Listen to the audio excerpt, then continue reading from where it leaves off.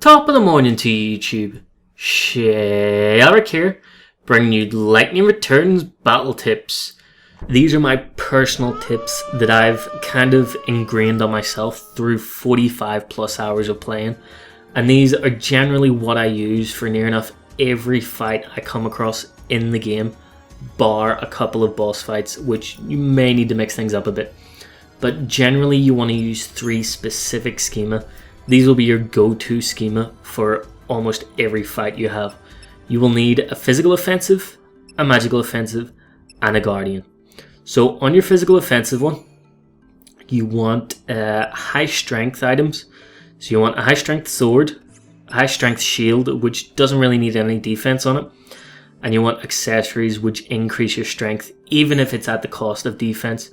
For the abilities, you want to mix it up with whatever your highest damage dealing abilities are that are physical. Possibly possibly at most 1 debuff. And yeah, this will be for whenever you want to deal damage to a staggered enemy or an enemy's weakness is physical attacks. I generally have the schema set up so I have attack, slow at times, heavy slash, blitz, and sometimes I will use beatdown, but generally the first 4 are my favorite. For the magical offensive, you want high magic staff or wand, a high magic shield, high magic accessories, and you want 1 of each element for your abilities. So you want fire, blizzard, arrow, and lightning. You want 1 variation of each of these so that you can pinpoint and take advantage of an enemy's weakness. This I have used throughout the entire game. I will always have that set up because it's the best one to stagger enemies. This will be your staggering schema.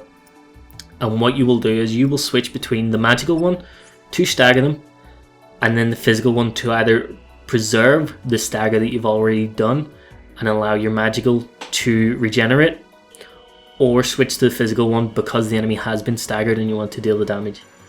For the third one, the guardian, you want to stack as much defense on that schema as you want. For the weapon, I've mixed it up a bit from time to time. Sometimes I'll have a weapon that gives me regen.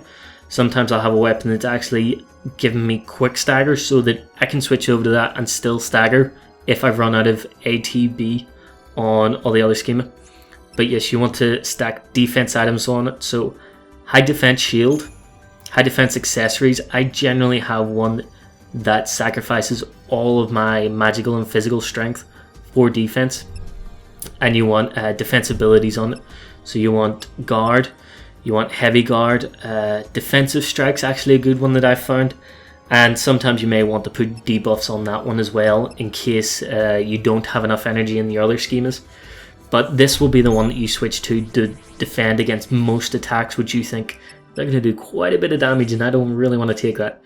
It's also good to guard against certain debuffs that are inflicted by the likes of the Chocobo Eater and Earth Eater. So my plan for most encounters is start off on their physical one, switch over to your magical one as soon as the round starts, and just spam the enemy's weakness towards them.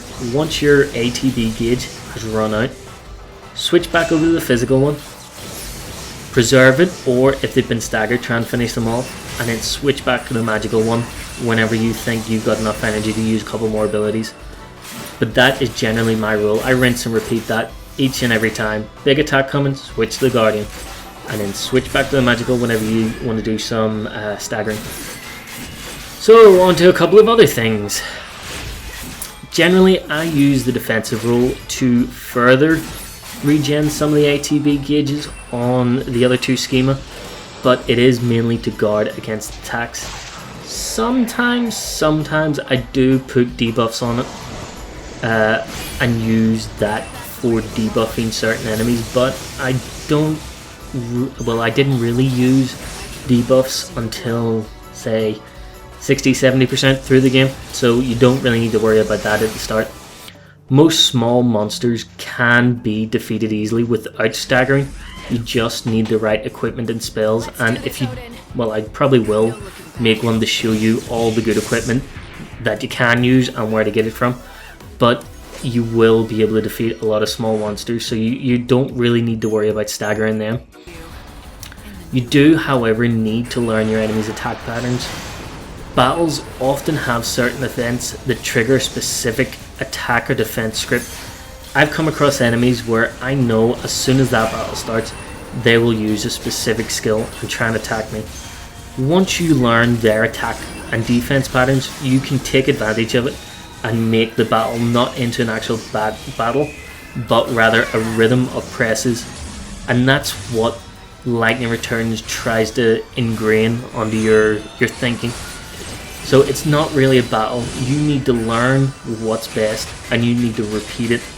You need to repeat it so perfectly, because some of the enemies, if you can get it right the first time and you can get it right the second time, chances are you'll be able to get it right for all of the other counters, and you can finish an enemy without even taking a single point of damage. Like I said, it's not a strategy game, it's rather an insight and a rhythm for the battles. The other thing you do need to realize is battles do not level you up anyway. All they do is provide you with EP and items. They will also take down their preset number for you to encounter the last ones. Yes, you can actually force a monster in this into extinction by fighting so many of them, and to be honest, it's not actually that many. Each have their own number that you have to kill, but you will not level up. The reason why you fight is to obtain items that are used in quests, both main quests, side quests, and canvas quests. So yes, you can run away from it, but you will lose an hour of your time, and you will not get the items that you need for those quests. So it's generally wise just to fight anything you can, unless you're on a straight sprint to somewhere and you're not too sure you're going to be able to fight the enemies. And that's that.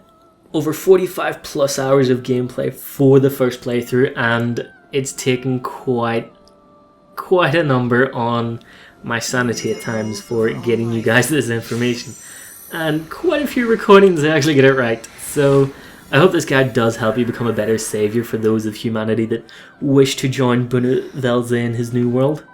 So yeah, hope you guys enjoyed, and I shall see you guys later.